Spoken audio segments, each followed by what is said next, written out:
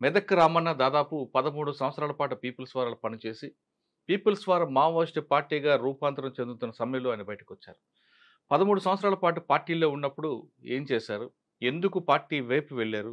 వెళ్ళిన తర్వాత ఆయన చేసిన కార్యక్రమాలేంటి? ఎందుకు బయటికి రావాల్సొచ్చిన విషయాల్ని ఆయన అడిగి తెలుసుకుందాం. అన్న నమస్తే. ఆ! సార్. మెదక్ రామన్న అలియాస్ రవీంద్ర ప్రసాద్. అంటే మీకు గణపతి గారు, తర్వాత సాకమూరి అప్పారావు గారు, నల్ల ఆదిరెడ్డి వాళ్ళ సమకాలికులు. అంటే అయితే మీరు గ్రామాల్లో ఆ పీపుల్స్ వార్ వైపు వెళ్ళడానికి ప్రధాన కారణం ఏంటి? వెళ్ళిన తర్వాత అక్కడ మీరు పార్టీలో ఉండి ప్రజల కోసం చేసిన కార్యక్రమాలేంటి? ఈ 2 ప్రశ్నలకు సమాధానం చెప్పే ముందు ఒకసారి రామన్న గారి కుటుంబ నేపథ్యం, ఎందుకు అటువైపు అడుగులు వేయాల్సొచ్చింది చెప్పండి? మేము స్వతహాగా మా కుటుంబం బ్రాహ్మణ కుటుంబం. మా తండ్రి గారు బిఎం శాస్త్రి అని చెప్పి ఆహ్, ఆయనే సిద్ధాంతి. కొన్ని రోజులు టీచర్‌గా కూడా పనిచేశాడాయన. ఆ తర్వాత పూర్తిగా ఆయనకేందంటే, ఈ ఆచారాలతోని సిద్ధాంతిగా ఉండాలనేది ఆయన కోరిక. ఆ కోరిక మేరకు ఆయన ఉద్యోగాన్ని కూడా వదిలిపెట్టేసి, ఆయన పూర్తి కాలం పౌరోహిత్యాన్ని, ఆధ్యాత్మికత వైపు ఆయన నిలబడ్డాడు. సిద్ధాంతిగా ఆయన పంచాంగాలు ఇట్లా కొంత చదివాడు. సాధారణంగా నిత్యం బడితోనే వంట చేసే మీ కుటుంబంలో పూజలు, పునస్కారాలు ఉన్న మీ ఇంట్లో అగ్రవర్ణాలకు చెందిన మీరు పార్టీ వైపు వెళ్ళడానికి ప్రధాన ఉద్దేశ్యం ఏంటండి? అంటే మా తాతగారు ప్రభుత్వ టీచర్. భాగవతుల రామచంద్రయ్య గారని చెప్పి, ఆయనే అనంతపురంలో ఆహ్, ఉండేవాడు. హ్మ్. అక్కడ ఆయనకు గూడా కొంత ఈ ప్రజల పట్ల ఒక ఆయన ప్రజలకు అనుకూలంగా ఉండేవాడు. పేద ప్రజలకు అనుకూలంగా ఉండేవాడు. పరిటాల శ్రీరాములు, రౌఫు వాళ్ళతోని ఆయన హ్మ్. నేపథ్యం ఉండేది. ఆయన ప్రభుత్వ టీచరు. అయితే ఈయనతోని కొద్దిగా బ్రాహ్మణుడు కాబట్టి అక్కడ ఫ్యాక్షనిస్టులు ఆయనను చంపలేక, బ్రాహ్మణుడు కాబట్టి ఆయన ట్రాన్స్‌ఫర్ చేసిండ్రప్పుడు హుహు. ఆ కాలంలో. ట్రాన్స్‌ఫర్ చేసి వరంగల్ చిట్యాలకు పంపించారాయన్ని. హ్మ్. అక్కడ టీచర్‌గా పనిచేస్తూ ఆయనే మా నాన్నగారు 15వ ఏటనే ఆయన మాయమయ్యాడు. 15, 16 సంవత్సరాల లోపల ఆయన అంటే బ్రతికిండా, చనిపోయిండా అనేది ఇంతవరకు ఎవరికీ తెలియదు. ఇప్పుడు కూడా. ఇప్పుడు కూడా ఎవరికీ తెలియదు. అంటే మీ నాన్నగారు ఎప్పుడు మీరు మీరు పుట్టిన తర్వాత?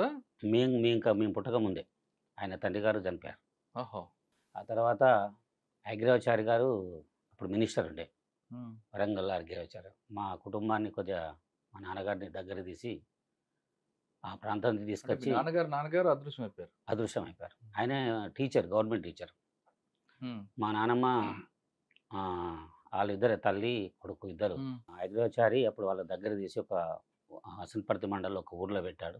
అక్కడ రెడ్డిలకు మీదే బాధ్యత అని చెప్పి మా కుటుంబాన్ని మా నాన్నగారిని అప్పజెప్పారు.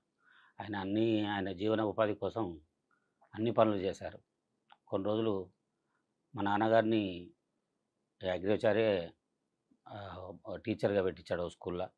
"నువ్వు ఈ వడ్రంగి పని, కూలి పని, నాలి పని ఎందుకు పోతావు? బాగుండదు." అంటే మీ వృత్తిని చేయించలేదా? ఆయనకు ఆయనకి ఎవరు లేరు కదా! బ్రతుకు తెరువు కోసం తల్లిని సాదాలే, ఆయన బ్రతకాలే. హుహు.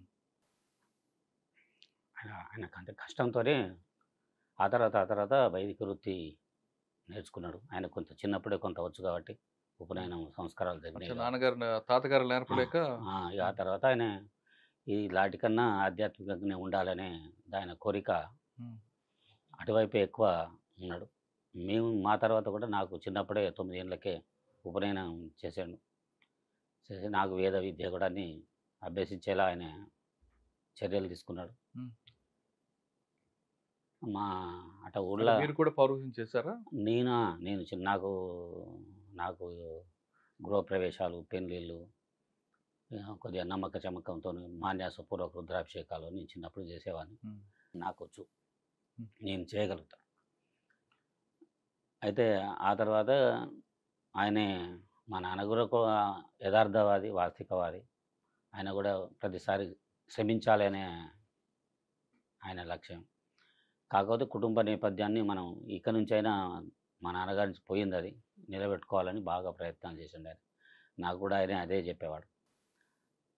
మా నాన్న జెప్పేది నిత్య కృషి వలుడే బ్రాహ్మణుడనేది. వాడు నిత్యం పనిచేస్తూ తన చుట్టుపక్కల ఉన్న వారికి కూడా తనదైన శైలిలో ఏదో ఒక ఆర్థిక సాయం, మాట సాయం చేయాలి.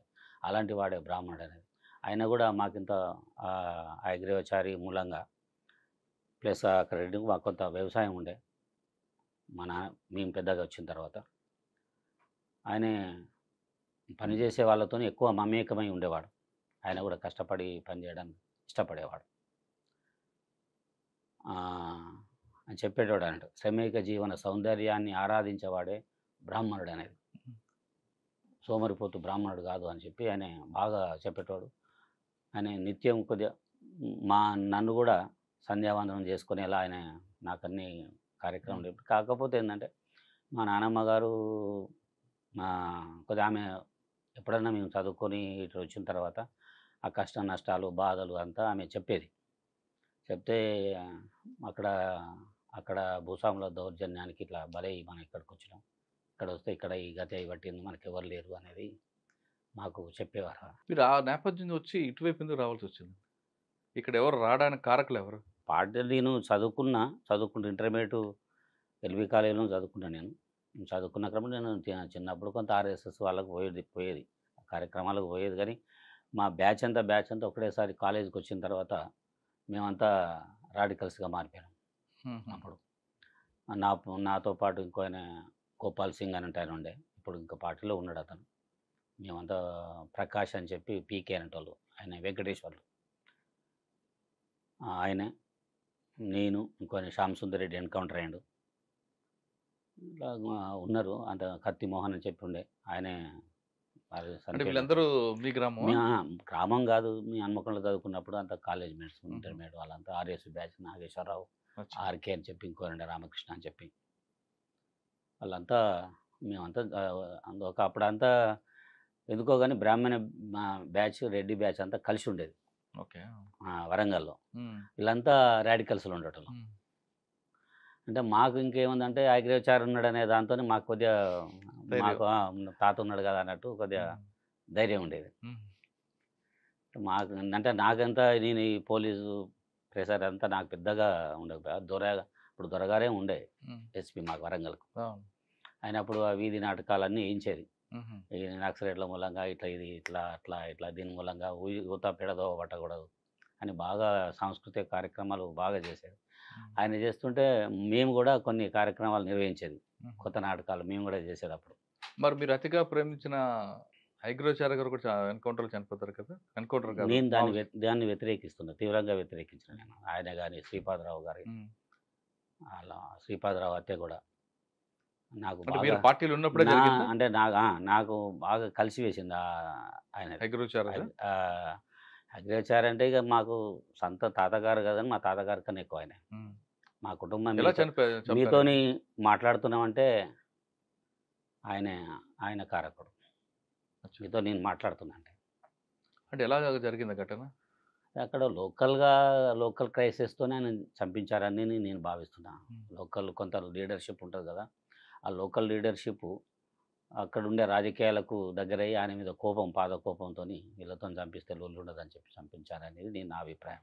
ఆయన కానీ శ్రీపాదరావు గారు కానీ వీళ్ళవి ఆయనను రాజకీయంగా కానీ ఇంకే రకంగా ఎదుర్కోలేక ఈ మాదన్లో కూడా అందరూ తెలివిగల వాళ్ళు ఉద్యమాన్ని తెలివిగా నడిపిస్తారనేది లేదు.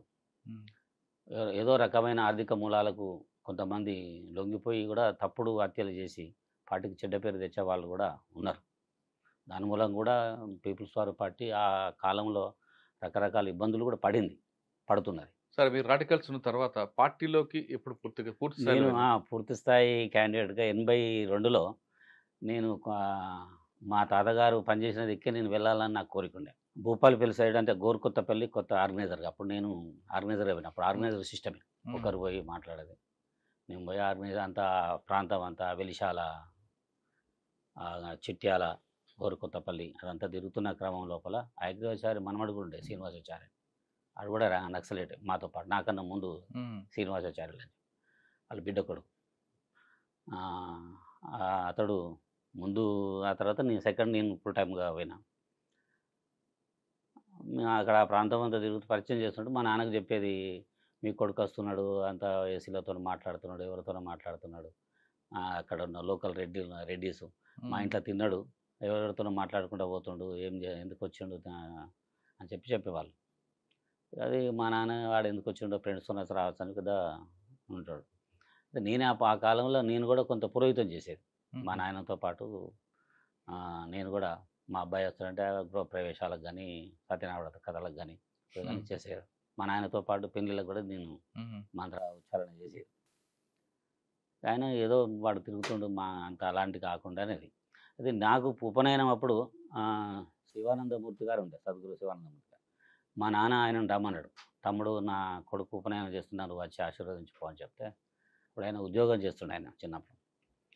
ఆయన వచ్చి నన్ను ఆశీర్వదించి ఏమన్నాడంటే, "అన్నయ్య వీడికి 12 ఏళ్ల అజ్ఞాతవాసం ఉంది. వీని ముఖంలో కనపడుతుంది" అని అన్నాడు. ఈ రకంగా ఉందేమో.